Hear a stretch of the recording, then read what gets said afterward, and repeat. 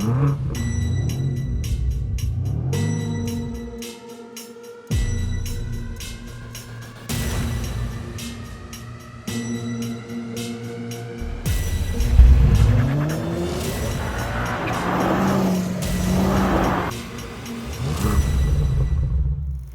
4 decades ago, BMW took their executive sedan and then put it on steroids. And then this badge right here, it coined the term Super Saloon. Now in its 6th generation, this BMW M5, it has compelled the purists to march towards BMW headquarters with pitchforks and torches, mainly because of its plug-in hybrid powertrain and its weight, and also probably because of the way it looks.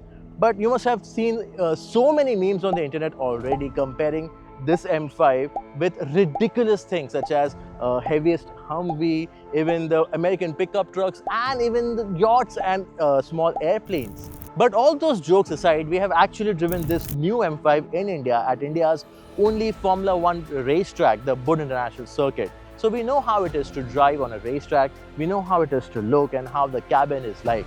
But in this video, we are doing something really special. We're not seeing how ridiculously quick this 727 horsepower plug-in hybrid Super Saloon is. We're not seeing how it rolls on a canyon carving.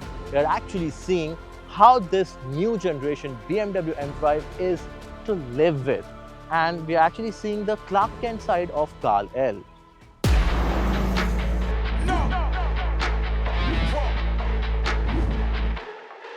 Welcome back to Car and Bike. I'm Bilal, and before we go ahead and tell you more about this Super Saloon, I request you to subscribe to the Car and Bike YouTube channel if you haven't already, and hit that bell icon as well so that you can be notified every time we bring out a new informative and entertaining video such as this one.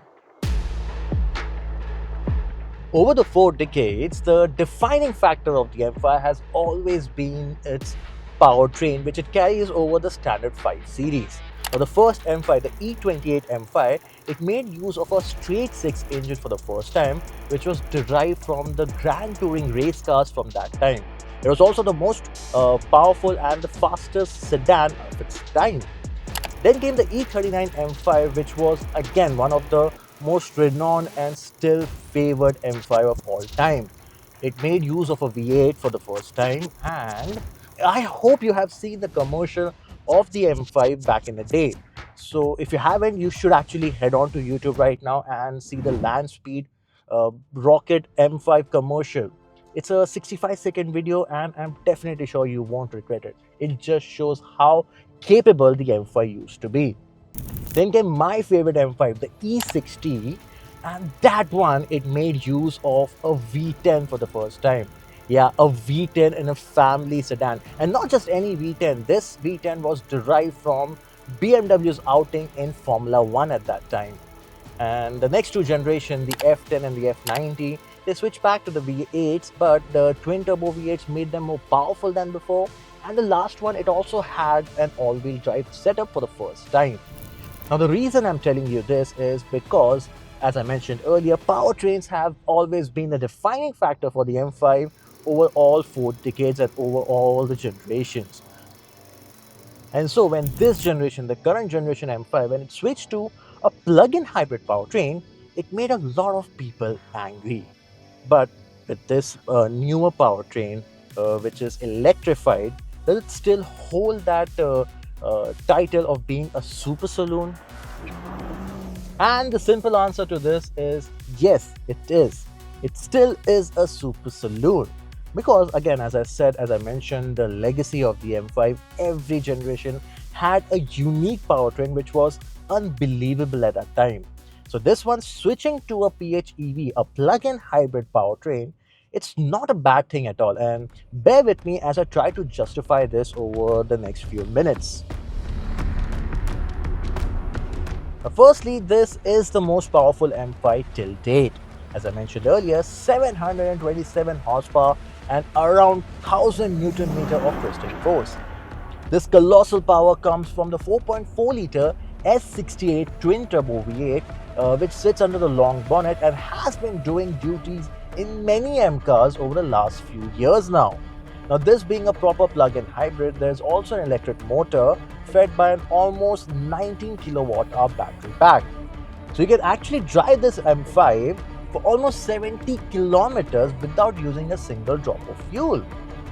You can even start this M5 in EV only mode so as to not wake up the neighbors as you take out your performance beast out for a drive in the wee hours of the day. Now let me round back to this plug-in hybrid nature of this M5 in some time, but first let us discuss what makes this M5 an M5, and that has to be its performance. Now the acceleration, it's quick and it's mind-bendingly quick in fact.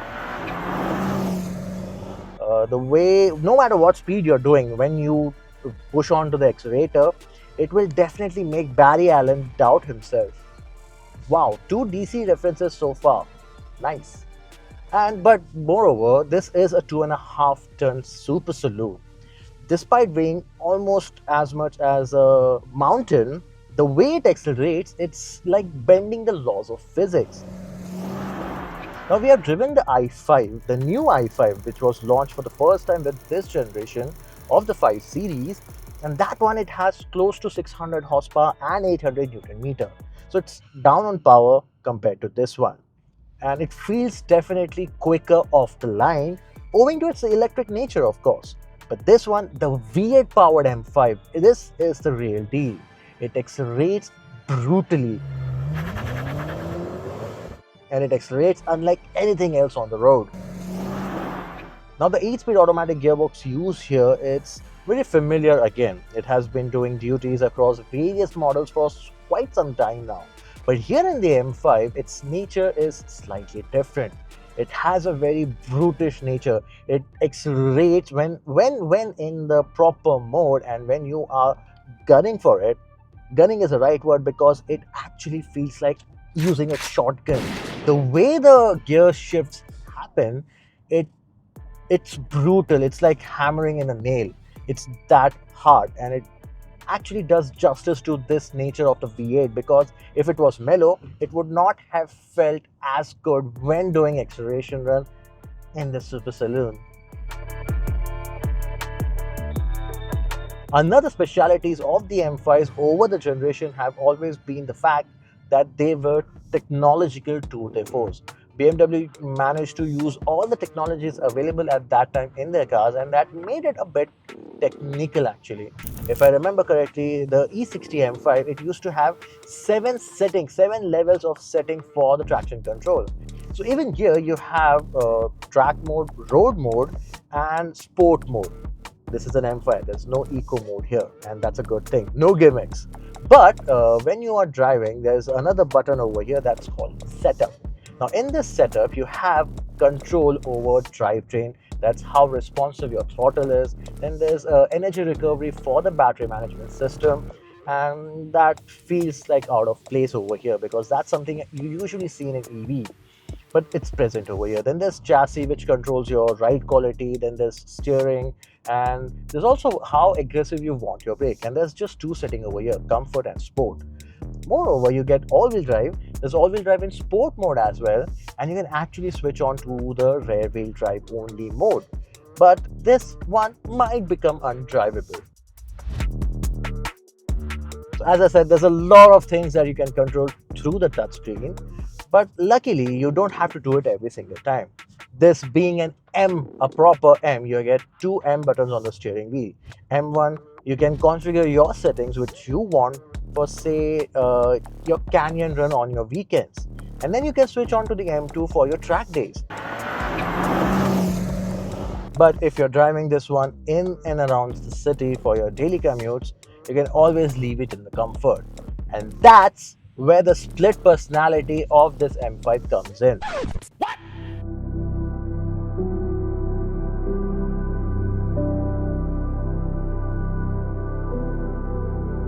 The plug-in hybrid powertrain, that's the J-Kill version of the M5, and the part that I talked about so far, that's the Hyde version. Because, as I mentioned earlier, you can actually start your M5 in an EV only mode. So say you're going to your office commute from your home, you start it in the EV mode, and then there's a button over here that's called M Hybrid. It has 5 settings on it, which is Dynamic Plus, Dynamic, Hybrid, Electric.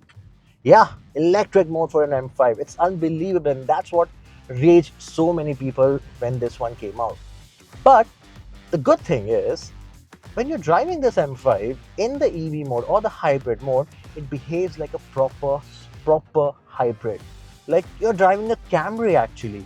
When you're driving a Camry, there's no way of knowing when your electric motor has stopped or the ICE engine has kicked in. It just works on smoothly and seamlessly.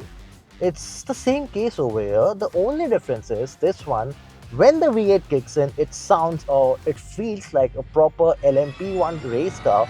If you have seen that video as well, when it starts in an EV mode and the V8 kicks in, it feels nice. Comparing this M5 to the Camry might sound a bit outrageous, and I will definitely get a lot of hate for it. And but that's admittedly why people have been so angry with this generation of the M5. But look closely, and when you drive this M5 for your everyday commutes, it's so easy, be it on your pocket or be it to the environment. Most of the time, the engine, it tries to remain shut and it tries to move the car, despite being so heavy, it tries to move the car in the EV only mode when you are in the hybrid mode. Sure, when you move to the dynamic, it kicks in the engine more often, and you can use the engine to charge the battery, but that doesn't charge the battery a lot. You can use an 11 kilowatt plug to charge that 19 kilowatt hour battery pack, and it would give you a good range, good enough range for your everyday commutes. And while you still have confidence when that time comes, when you have to take your M5 on the racetrack or when you want to do cross country touring, it still has enough horsepower to get you there with a big smile on your face. So if you think logically, this split personality of this generation M5, it's rather a good thing, because I would rather have an M5, a proper M5 with a lot of horsepower from its V8, sure, with an EV derivative or the EV version thrown in to keep the tree huggers happy, to be more friendly to the environment and more friendly towards polar bear, and still demolish supercars when it comes to it, rather than have an M5 which is down on cylinders, say a V6 or a straight 6 M5, or down on power as well. So this M5 with its split personality, with its plug-in hybrid powertrain, it's a good transition before we actually have a future with an all-electric only M5. I would rather have this one than that.